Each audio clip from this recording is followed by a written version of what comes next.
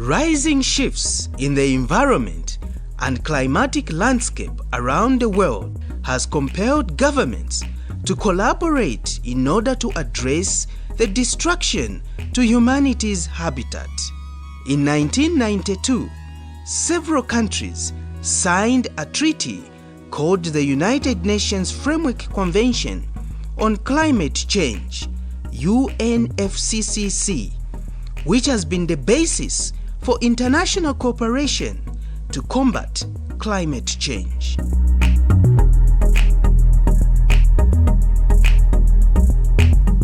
In Zambia, climate change has emerged as one of the most pressing issues affecting socio-economic development.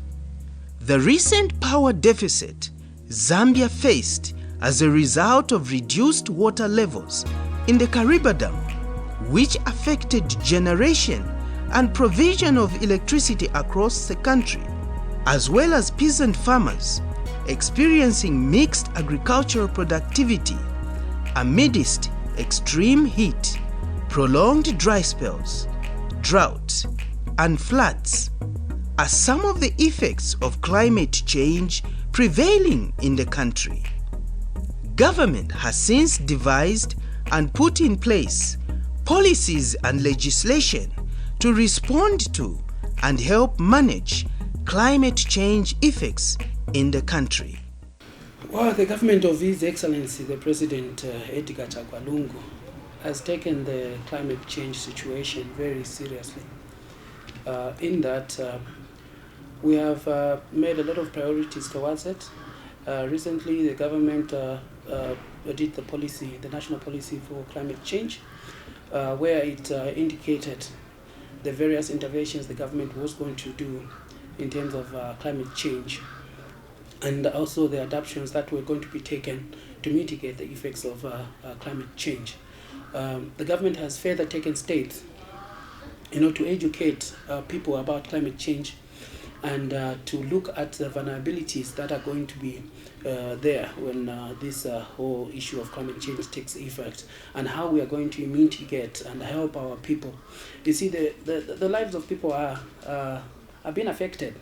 For instance, you would look in the southern province where we have droughts. Those are effects of climate change. You would go into the northern provinces where we have floods. Those are effects of climate change. So the government has taken measures to try and educate, to try and bring in solutions that will try and mitigate those effects of climate change. Changing long-held public perceptions is no easy task, as government is finding out on the ground as it rolls out climate change programs and activities in order to salvage citizens from climate-induced hazards by promoting sustainable livelihoods. We have had pockets of resistance. So probably, for example, I'll put it in the southern province, where we've told the people to say, look, there's a short span of rainfall that is going to happen right now. People need to change from the types of crops that are growing in the southern province to crops that require very little rainfall. But when you're used to growing maize, and all you want to grow is maize, so there's a bit of resistance, but the government is educating people on the effects of climate change so that we can reduce the vulnerabilities. Like many developing countries, Zambia is adversely affected by climate change. The country has been experiencing unpredictable weather patterns, manifesting in prolonged dry spells, rising temperatures, droughts, uneven rainfall, and floods, among others. Over the past years, climate-induced hazards have increased in frequency and intensity and are impacting on food security, water resources, energy, forestry, and health for most rural communities. Such incidences prompted government to mainstream innovative climate change initiatives in the National Development Agenda as laid out in the 7th National Development Plan. First, Climate change, of course, is a relatively new phenomenon, and you are aware that it's got a number of dimensions. It can affect the delivery of social services, it can affect economic growth, and it also does impact negatively on the environment if measures are not put in place to ensure that we actually sustainably develop our economies. And from that perspective, it becomes critically imperative that we mainstream climate change in the national development planning process. You are aware that within the national development planning processes, that is where projects that are supposed to be implemented within the country are determined. Now, these projects have to be climate proofed, and from the list of projects that we have in the development plans, we have to embed therein adaptation and mitigation measures. If we don't do that, we may find our situation implementing programs, for instance, at a much higher cost. You are aware of bridges that are being washed away, roads also that are being washed away, land that is being flooded, and people cannot effectively undertake agricultural activities.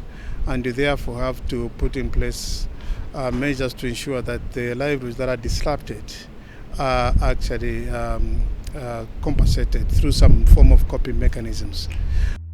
Financing climate change activities is no easy undertaking. The Green Climate Fund, GCF, established in 2010, is the largest global fund under the United Nations Framework Convention on Climate Change, providing technical and financial support to climate change programs and projects in developing countries like Zambia. One of the good news as a country is that we have actually been able to put in place institutional framework and structures to help us mobilize resources for financing climate change interventions. We have the National Designated Authority, which is domiciled at the Ministry of National Development Planning. And this is basically an institution that is a gateway between the various players within the country and the GCF. The GCF is basically the Green Climate Fund. So this is the financing instruments globally for climate change interventions. The GCF has also developed the Simplified Approvals Process, a mechanism that provides financing for small-scale activities. GCF support is channeled through national designated authorities to promote paradigm shifts toward low emissions and climate-resilient development pathways. In Zambia, the National Designated Authority, NDA, for the Green Climate Fund, GCF, was established in August 2015 and falls under the Ministry of National Development Planning in the capital city, Lusaka. National Designated Authority for the Green Climate Fund, particularly, is the main liaison with the Green Climate Fund. This is, for lack of a better word, an organization formed under the United Nations Framework Convention on Climate Change. This is a protocol that looks at interventions to combat climate change.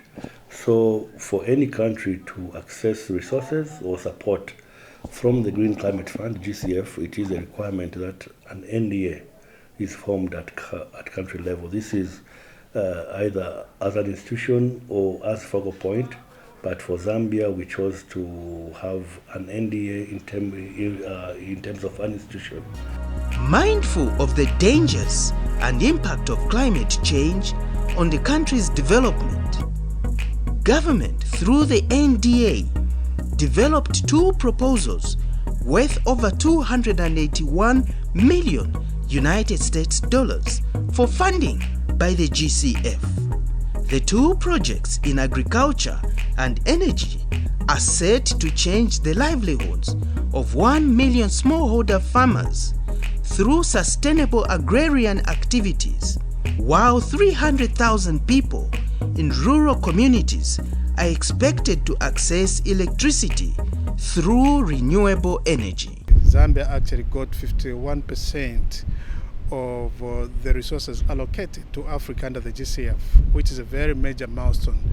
Perhaps this shows that I think we have matured as a country. We are in a position to put together project proposals that are sound and that meet international standards. And there are other mechanisms that are also being explored. We have the Climate Investment Fund. We submitted an investment plan with in excess of $200 million, and it was approved. Now we are in the process of coming up with contextualized project proposals that will enable us start accessing those resources. Mitigation and adaptation have been recognized as key approaches in addressing and managing the climate change phenomenon affecting the country, especially ordinary Zambians in rural communities who are dependent on agricultural-related activities. One of the projects which we've gotten is one where agricultural ecological zone 1, where they receive rainfall which is less than I think 1,000 millimeters of rainfall. So some of these do suffer from droughts, and in the last couple of years we've had the El Nino effect and have had droughts which even led to reduced generation of electricity. So those are some of the critical areas, and some again are extreme weather conditions, such as when it rains a lot. So we really need to build resilience for our people to cope with such by growing crops such as rice, which require floods, and in drought areas they can grow crops such as sorghum, which are drought resistant. So those are the type of programs that we are trying to put in place in order to ensure that the livelihoods of our people are safeguarded. According to the NDA, any viable project that leads to the reduction of the emission of greenhouse gases and contributes to increased resilience and adaptation of livelihoods is eligible for GCF funding. The proposal must identify and address a priority climate change risk such as water, agriculture, forestry, health, and energy, among others. What is implemented really is what we call the no objection procedure. That is to say, proposals are developed and brought to the NDA, and these go through the due process of scrutiny, if you like, or appraisal, and based on what the committee finds, these are what are put in the in what we call a pipeline. And in developing this pipeline, we ensure that there is a balance between adaptation and mitigation. And as you know, adaptation is anything you do that increases resilience in the ecosystem, be it human beings or plant or animal life. And when you talk about mitigation, we are talking about anything that reduces greenhouse emission reductions. Government recognizes the serious impact of climate change on human development and ecosystem in the country.